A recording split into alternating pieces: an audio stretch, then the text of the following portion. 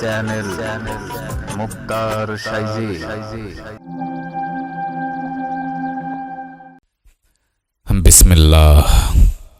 বিসমিল্লাহির রহমানির রহিম। পরম করুণাময় ও অসীম দয়ালু আল্লাহ পাকের নামে শুরু করছি। প্রিয় দরদিগণ, সবাই কেমন আছেন জানাবেন। সকলের প্রতি অন্তর হতে অনেক অনেক ভালোবাসা ও শুভেচ্ছা জানিয়ে অনেক দিন পরে শুরু করছি আজকের আলোচনা। তরিকতে দাখিল হয়েছেন এমন অনেক মুরিদান বিভিন্ন লোকমুখে বলাবলি করে থাকে যে আমি তো গুরু ধরেছি, আমার পীর আছে বা মুর্শিদ আছে, কিন্তু আমার গুরুর মধ্যে আজ পর্যন্ত কোনো অলৌকিক শক্তি বা কেরামতি আমি দেখি নাই, আর এই কারণে আমার গুরু পদে মন বসে না। কত বছর যাবৎ মুরিদ হইলাম, কিন্তু আজ পর্যন্ত গুরু আমারে কোনো মজেজা, কেরামতি, অলৌকিক শক্তি কিছুই দেখাইল না। আমি তো কিছুই পাইলাম না। আল্লাহ, নবী, রাসূল আমারে তো কিছুই চিনাইল না। তাই কিছু কিছু এরকম শিষ্য মুরিদান রয়েছে সব তরিকতেই, যারা দুই পথে রয়েছে। গুরু ধরার দরকার, ধরেছে, কিন্তু গুরু পদে তার মন বসে না। একবার ডানে তাকায়, বামে তাকায়, পিছনে তাকায়, কোন দিকে সে যাবে সে নিজের গতিবিধি এখনো স্থির করতে পারে নাই। তার মনের মধ্যে একটা ভক্তিহীন অবস্থা কাজ করে। মনে বড় দুঃখ, সে নাকি তার গুরুর মধ্যে কোনো অলৌকিক কেরামতি বা মজেজা বা শক্তি দেখতে পায়নি। তাই এই বিষয়ে আজকে কিছু কথা বলার চেষ্টা করব। এই অলৌকিক শক্তি কিভাবে অর্জন করতে হয় সে বিষয়ে আজকে কিছু কথা বলার চেষ্টা করব। চ্যানেল মুক্তার সাইজি।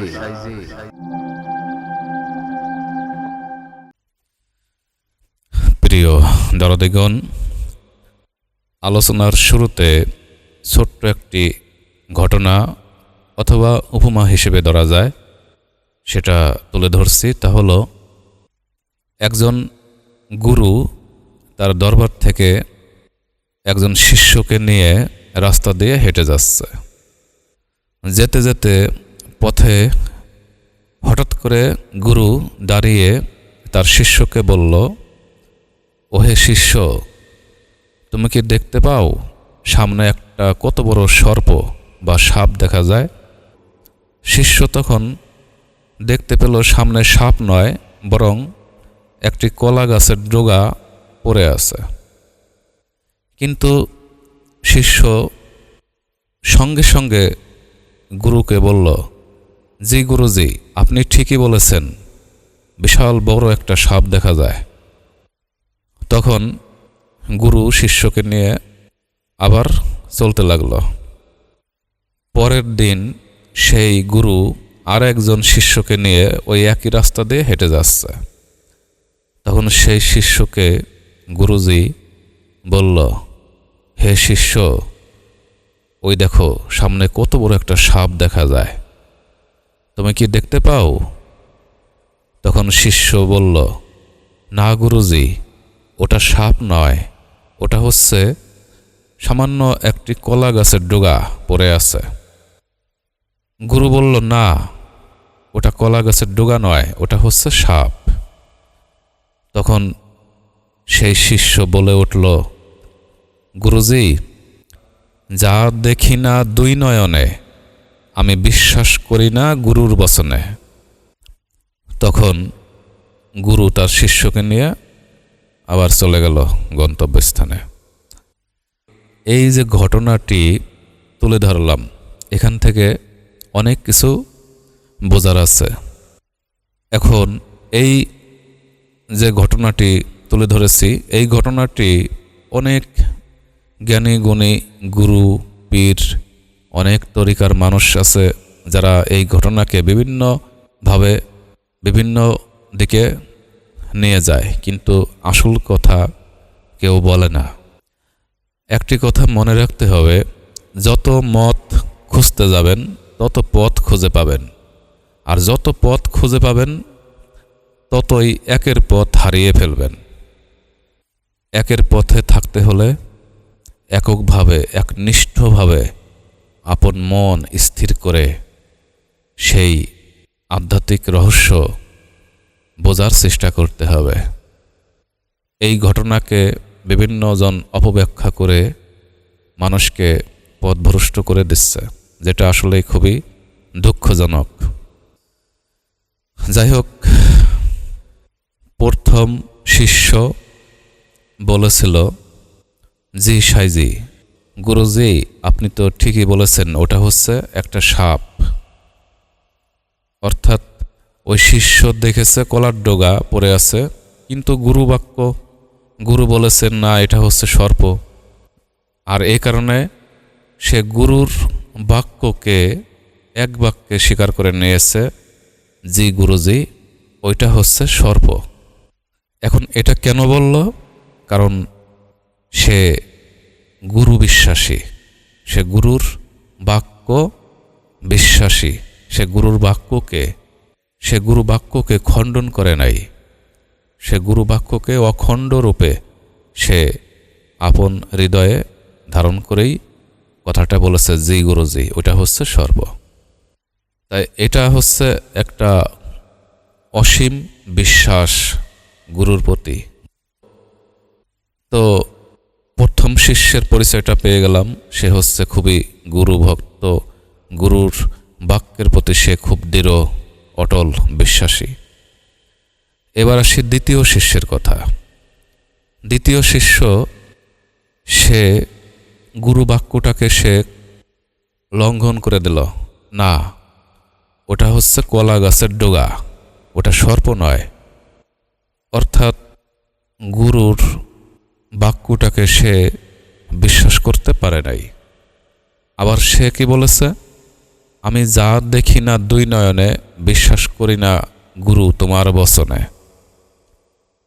এই কথা দ্বারা বোঝা গেল যে সেই শিষ্য তার গুরুকে প্রশ্নবিদ্ধ করেছে যে আমি যা দেখব না দুই নয়নে তা বিশ্বাস করি না গুরু তোমার বচনে। তাহলে এখানে একটা অবিশ্বাসের ব্যবধান, শিষ্যের সাথে গুরুর মনের একটা অবিশ্বাসের ব্যবধান রয়ে গেল। এখন ওই গুরু এই দুই শিষ্যকে কেন এই কলা গাছের ডেগোকে সর্প বললেন, এটা জানতে হবে। এটার মূল কারণ হচ্ছে, এখানে গুরু তার দুই শিষ্যকে পরীক্ষা করলেন। কি পরীক্ষা?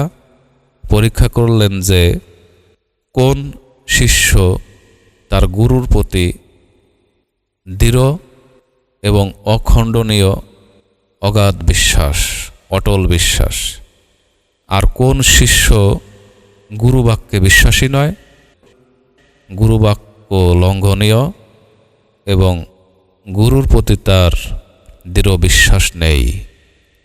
এই দুইটি পরীক্ষা গুরু তার শিষ্যদেরকে করার জন্যই মূলত এই প্রশ্ন করেছেন।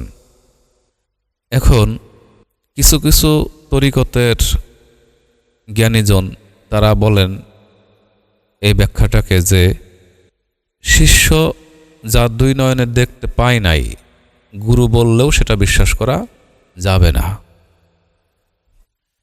এই রকম মন্তব্য যে সমস্ত তরিকতের বড় বড় জ্ঞানীগণ ব্যক্ত করেন, তাদের পরিচয় একটাই, তারা হচ্ছে বড় পণ্ডিত। আর যে শিষ্য এটা বলে, গুরুর বাক্যকে খণ্ডন করে, লঙ্ঘন করে, সেই শিষ্যটাও হচ্ছে পণ্ডিত। কারণ গুরু কর্ম করে গুরু হয়েছেন, কর্ম সাধনা করে, আমল করে, ক্রিয়া করে গুরু হয়েছেন। আর একজন গুরু সাধনা করে মহাসাধক হওয়ার পরে যা দেখতে পান, আর একজন শিষ্য রাতারাতি যাওয়ার সাথে সাথে গুরুর চোখে যা দেখা যায় ওই শিষ্য কি তাই দেখতে পাবে? পাবে না। তাই গুরুর স্টেজে, গুরুর স্তরে না পৌঁছানো পর্যন্ত গুরু যা দেখতে পায় শিষ্য কি তাই দেখতে পাবে? কখনো পাবে না। তাহলে যারা বলে থাকে যে গুরু যা দেখে শিষ্যও তাই দেখতে হবে, তার মানে গুরুর চাইতেও শিষ্যকে ভাবতে হবে যে আমি গুরুর থেকে কোনো অংশে কম নয়। যা আমি দেখি না তা তোমার বচনে আমি বিশ্বাস করি না। তা এটা হচ্ছে এক ধরনের পাণ্ডিত্য, গুরুর চাইতেও নিজেকে বড় মনে করা এক ধরনের পাণ্ডিত্য। আর যারা পাণ্ডিত্য দেখায় গুরুর সাথে, তারা কখনো অলৌকিক বস্তু হাসিল করতে পারে না। যাই হোক, এবার আসি অলৌকিক শক্তি অর্জন করতে হলে কি করতে হবে একজন শিষ্যকে, সে বিষয়ে কিছু সংক্ষিপ্ত আলোচনা করা যাক। যদি কোনো শিষ্য অলৌকিক শক্তি অর্জন করতে চায়, তাহলে সে কখনো অলৌকিক শক্তি অর্জন করতে পারবে না, পরিষ্কার কথা। আর যে শিষ্য তার গুরুকে লাভ করতে চায়, তার ভিতরে অলৌকিক শক্তি আপনা আপনি চলে আসবে। যারা মনে করে থাকে যে আমি গুরু ধর্ব, অলৌকিক শক্তি লাভ করতে চাই, অলৌকিক শক্তি অর্জন করতে চাই, তাহলে তারা কিছুই পাবে না। আর যারা গুরু ধরে শুধুমাত্র গুরুকে লাভ করার জন্য, গুরুকে দর্শন করার জন্য, গুরুকে ধারণ করার জন্য, গুরুকে পাওয়ার জন্য, গুরুর পরিচয় লাভ করার জন্য, যখন তারা গুরুকে পাওয়ার আশা করে গুরুকে লাভ করার জন্য সাধনায় রত হয়, তারা গুরু রূপ সাধনার মাধ্যমে দর্শন করে এবং ওই রূপের মাঝে নিজের চেহারাটাও দেখতে পায়। তখন স্বরূপ দর্শনের মাধ্যমে আপনা আপনি পরিচয় লাভ করতে পারে কে গুরু আর কে আমি। তারা গুরুর পরিচয়ের মাধ্যমে নিজের পরিচয় খুঁজে পায়। আর যখন কোনো শিষ্য নিজের পরিচয় খুঁজে পায়, তখনই তার ভিতরে অলৌকিক শক্তি, অলৌকিক কেরামতি আপনা আপনি প্রকাশ হতে থাকে। এটা মুখে বলে কখনো অলৌকিক শক্তি লাভ করা যায় না, এটা আপনা আপনি প্রকাশ পায় যখন কেউ আপন সত্তার পরিচয় লাভ করতে পারে, আপন সত্তার সাথে মহাসত্তার মিলন ঘটাতে পারে। সেই মহাসত্তার সাথে যিনি বিলীন হয়ে যেতে পারে, তখনই তার ভিতরে আপনা আপনি অলৌকিক শক্তি প্রকাশ পায়। যাই হোক, সেই মহাসত্তার সাথে মিলন ঘটিয়ে অলৌকিক শক্তি অর্জন করতে হলে একজন বান্দা তার 5টি কাজ করতে হয়। সে 5টা কাজের প্রথম কাজ হচ্ছে তরিকতে দাখিল হওয়া। তরিকতে দাখিল হলে একজন পথ প্রদর্শক মুর্শিদ ধরতে হয়। তরিকতে দাখিল না হয়ে যদি কেউ মনে করে আমি আল্লাহকে পাবো, রাসূলকে পাবো, নিজেকে চিনব, কিছুতেই সম্ভব নয়। তাই তরিকতে দাখিল হওয়াটা হচ্ছে প্রথম সিঁড়ি। দ্বিতীয় কাজ হচ্ছে বিশ্বাস। অর্থাৎ যিনি তরিকতে দাখিল হয়, তার একজন পথ প্রদর্শক থাকে, অর্থাৎ একজন গুরু থাকে। এই গুরুর প্রতি তার দ্বিতীয় কর্ম হচ্ছে অগাধ বিশ্বাস, অটল বিশ্বাস, অখণ্ড বিশ্বাস। অর্থাৎ বিশ্বাসের চাবি না থাকলে শিষ্যের মধ্যে কখনো গুরু প্রেম উদয় হবে না। গুরুর প্রতি যে শিষ্যের অগাধ বিশ্বাস হয় না, সেই শিষ্যের মধ্যে গুরুর প্রতি কখনো প্রেম সৃষ্টি হবে না। ভক্তি তো অনেক পরের কথা। প্রেম সৃষ্টির মূল চাবিকাঠি হচ্ছে বিশ্বাস। যেমন ওই গুরু 2জন শিষ্যকে পরীক্ষা করেছেন, গুরুর প্রতি তাদের কেমন বিশ্বাস রয়েছে। এই বিশ্বাসকে আরবিতে বলা হয় ঈমান। যখনই গুরুর প্রতি অগাধ বিশ্বাস এসে যাবে, ঠিক তখনই ওই শিষ্যের মধ্যে প্রেম, অগাধ প্রেমের দরিয়া খুলে যাবে। যখনই গুরুর প্রতি, প্রতিটা বাক্যের প্রতি গুরুর সমস্ত কিছুর প্রতি শিষ্যের মধ্যে বিশ্বাস দৃঢ় হবে, তখনই প্রেম সৃষ্টি হবে। আর প্রেম থেকেই চলে আসে ভক্তি। প্রেম না থাকলে কখনো ভক্তি আসে না। তাই গুরুর প্রতি সমস্ত দুনিয়াবি, নিজের দেহ, মন, প্রাণ, দুনিয়ার সমস্ত কিছু বিসর্জন দিয়ে গুরুর প্রতি যার অগাধ দৃঢ় প্রেম আত্মার সাথে প্রতিষ্ঠিত হয়, তখনই সেই শিষ্য তার গুরুর প্রতি অটল ভক্তি চলে আসে। আর বিশ্বাস, প্রেম এবং ভক্তি, এই তিনটা বিষয় যখন একজন শিষ্যের মধ্যে পরিপূর্ণতা পায়, ঠিক তখনই গুরু তার শিষ্যকে কর্ম দিয়ে থাকেন, বাবা তুমি এই কর্মটা করো। একজন গুরু কোনো শিষ্যকে পরীক্ষা নিরীক্ষা না করেই ঊর্ধ্ব জগতের কর্ম দেন না। আর এই কারণেই অনেক শিষ্য মন্তব্য করে থাকে, আমার গুরু আমাকে কিছুই দেয়নি, আর তার মধ্যে আমি কোনো অলৌকিক কেরামতিও দেখতে পাইনি। কিন্তু সে এটা বুঝতে পারে না যে কেন তোমাকে গুরু কোনো কর্ম দিল না, তুমিও কোনো অলৌকিক কেরামতি দেখতে পেলে না, কি কারণে সেটা সে নিজেই বুঝতে পারে না। যাই হোক, আমাদের আলোচনার বিষয় ছিল যে অলৌকিক শক্তি অর্জন করব কিভাবে। এবার আসুন, একজন গুরু তার শিষ্যকে সর্বপ্রথমে বিশ্বাস, প্রেম এবং ভক্তি, এই তিনটা পরীক্ষা করেন। পরীক্ষা করার পরে সর্বশেষে গিয়ে তাকে কর্ম দিয়ে থাকেন।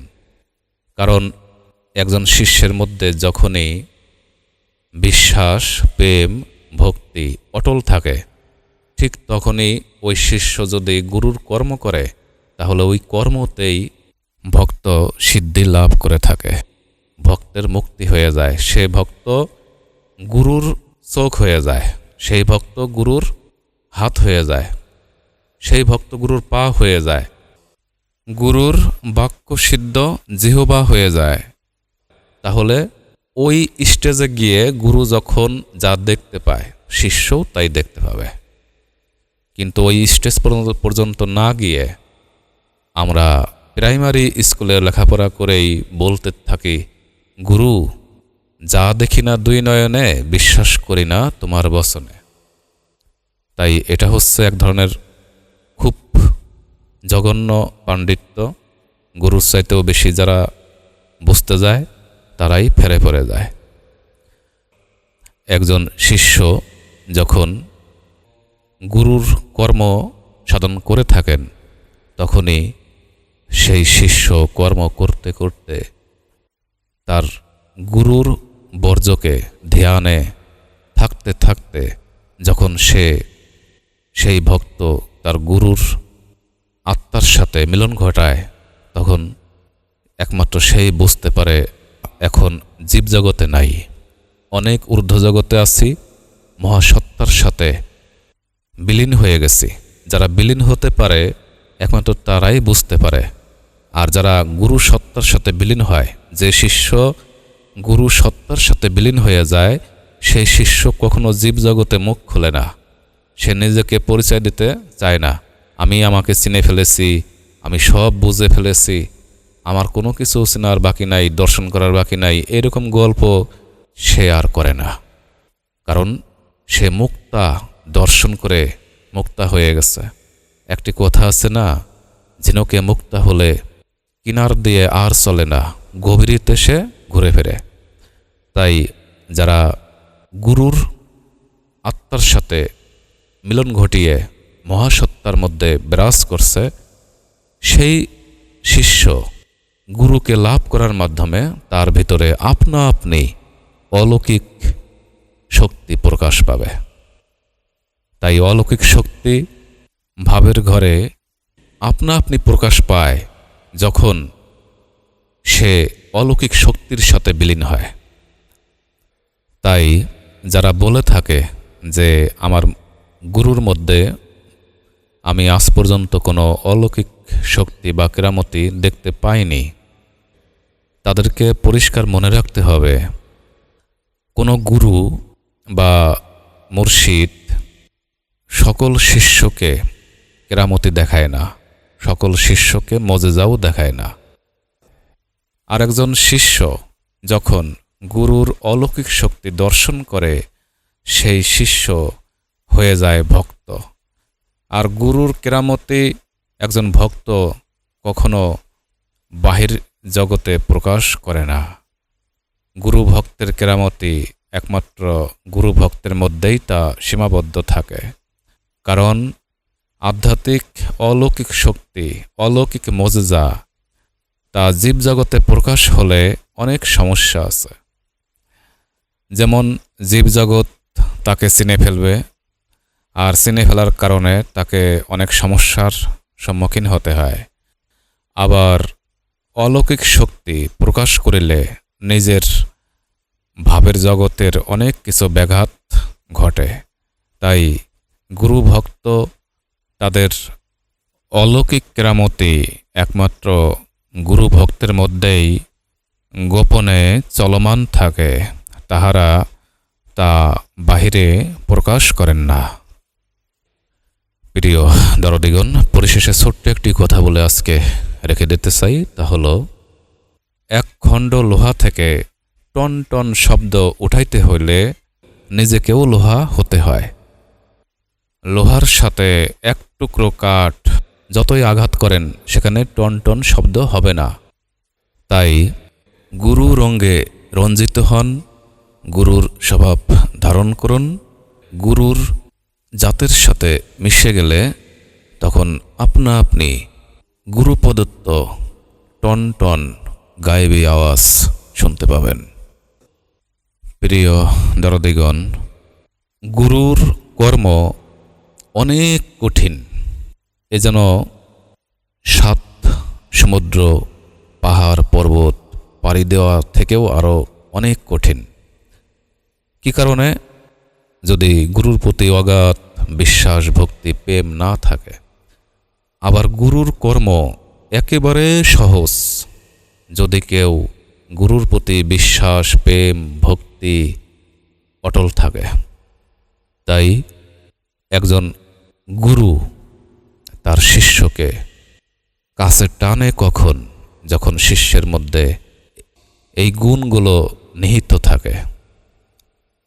গুরু এই গুণগুলো না থাকার কারণে যখন কোনো শিষ্যকে কিছু দিতে চায় না, আর ওই শিষ্য না বুঝতে পেরে তার গুরুকে দোষারোপ করে, আর এটাই হচ্ছে তার মহা ফেরে পড়ার একমাত্র পথ। তাই প্রত্যেক শিষ্য বা মুরিদানের উচিত গুরু সামান্য নয়।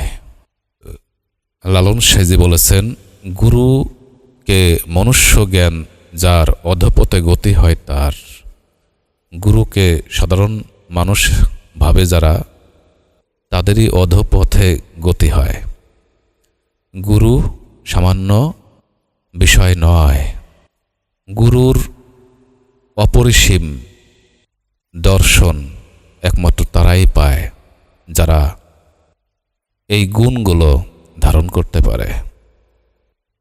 একজন গুরুর নিকটে দীর্ঘদিন শিষ্যভক্তরা থাকে, তারপরেও 2-1 গুরুকে চিনতে পারে, অনেকেই চিনতে পারে না।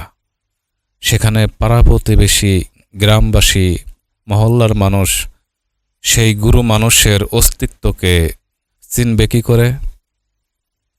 তাই যে শিষ্য পাড়াপড়শি বেমুরিদের কথায় আপন মুর্শিদকে মনুষ্য জ্ঞানে সাধারণ একজন মানুষ মনে করে, সে কি করে গুরু পাবে?